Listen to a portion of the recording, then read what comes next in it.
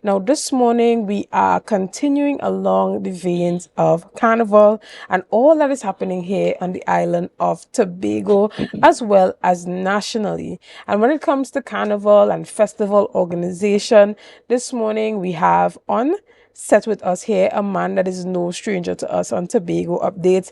As we talk about the Windward Afro-Queen show this morning, we have the cultural officer too at the Division of Tourism, Mr. Jesse Taylor. Good morning and welcome. Good morning, Tobago.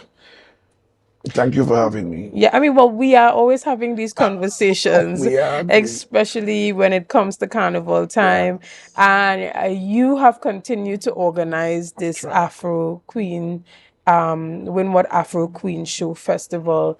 And every year it's getting bigger. Every Absolutely. year you are striving to improve That's the game. and to do something different. This year, tell us how the festival has evolved. So it's returned. It has returned after a 1 year hiatus. We didn't have the festival in 2024. So we are delighted to have it. We took the opportunity to look at some of the areas how we could do better placement. We had an opportunity to scope on a wider basis for delegates around the island and give rise to creating newness, freshness. And so this year we now, eventually, we now have a slate of 8 young ladies. We are returning to roots. The show is called Ancestral Royalty, a story of resilience, strength, and unity of a people, very much reminiscent of the struggles of our ancestors. So we try to rekindle and reignite the African passion and at the same time make it parallel to our very beautiful celebration, which is the Festival of Carnival. Excellent. And there's also the junior extravaganza Yes, that's certainly. involved in that as well. So tell us a bit about that one. This year, we are so happy because for the first time, we will have a broken record of Calypsonians, which really would be the real focus of the show. This show is on Friday, and it's at the St. Grace Stadium. So there'll be old mass, and there'll be calypso, and there'll be traditional mass, and there'll be the Little Miss Afro and the Junior Miss Afro. So we're inviting all the schools, all the children, all the community groups to just join us there for a day of fun, educate, entertainment. It's titled Jewels in the Sun. We believe that our children are the future and that they have a very important part to play in the preservation as they take their steps towards leadership and to eventually become the men and women that we would be proud of in Trinidad and Tobago. And even as Tobago moves away from hosting that national carnival, what are you doing to ensure that you maintain the Windward Afro Queen show and maintain the youth extravaganza? Is it something that we might possibly see moving towards the October carnival in the But future? there has been no conversation. I think rightfully, the show, which is over 5 decades old, has was birthed in the Windward. I think it's one of the staples of the Windward, and my opinion, it should remain like that. I think over the years we've seen where the Windward side of the island have an opportunity to come into what we call the second capital city of Roxborough to truly experience the Bashkwa Carnival-like activity, because quite a few of them do not come to town. And notwithstanding that, a number of the other activities are held in the as a Roxborough Windward Soft Committee set of festivals, so that we grow the community. We continue to use the stakeholder public and private partnership embrace in order the model to sustain other things. So outside of that, there's heritage, there's the blue food, there is the Prime Minister's Best British Trophy Commission. So a number of things that has become synonymous with Roxborough, that side, the windward end. So I think it shows that there is need for continuity, and so we could do essentially preservation. We see now what's happening, look at verse growing out of the east, and I think that we could actually harness a new and fresh niche market out of all of these things. But do you see it moving to be a part of the calendar for October? No, But I don't see that. It's not. Okay. Don't set policy. But if I was saying no, I think that it where it sits comfortably in a space that is aligned itself with the national carnival. And if you ask me on a very personal note, and maybe professional as well, I would think that it allows the East to find things. It also places other things in the mainstream. And those are things like the entrepreneurship and the self-employment. Carnival is, in fact, National Carnival is the largest single income earner in the Caribbean. And this allows those persons on the eastern end, the service providers, at a time where the National Carnival has been celebrated, to really benefit. To October, we have an embrace. I think certainly you could get why not? If you get one, why not two? If you get two, we could get more. Yeah. Excellent. And tell us about some of the character development that goes into the Windward Afro-Queen show outside of what we see on the stage the night So of the show. what you don't see is the hard work. We actually screened this for a set of delegates. Very short notice on the East, and by the 12th, because we had to really go forward with the show, they have been in intense training.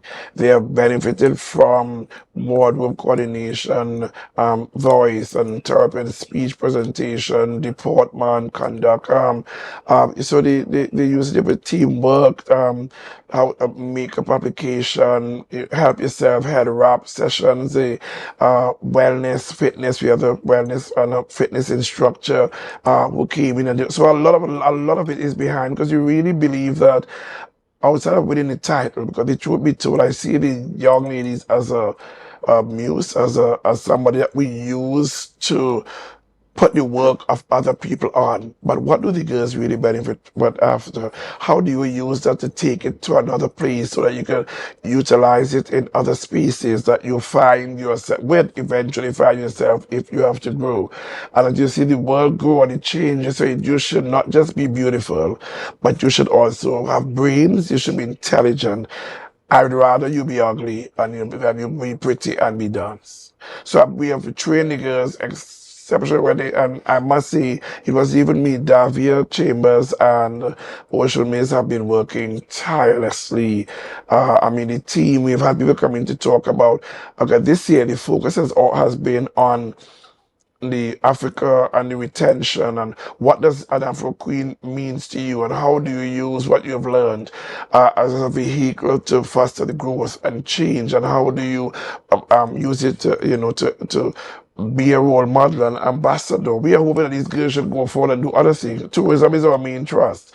And apart from the show, which ends on Wednesday, what next is in store for each one of them? Because if essentially they are all winners. And it's just that one will win a crown, but they are all queens in their rights. How does this Afro Queen show, as well as the Junior Extravaganza and the entire festival, impact the community?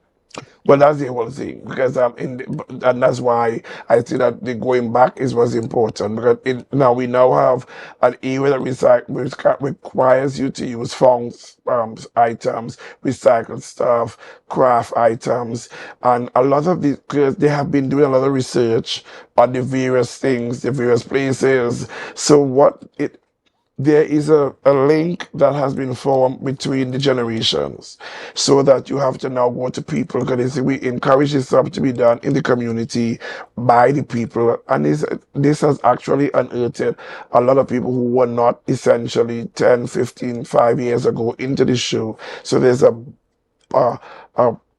budgeting of new people doing stuff. So there's new creativity, there's new ideas. And we've done that also to support the show by creating the talent, the creative aspect of the show is embodied in the first way, which is a thematic carnival attire, which they were asked to choose one of several elements of our carnival. So there's like Mad Mass and Juvie and Last Lap and Calypso and Limbo and Steel Pan and the Oil Drum.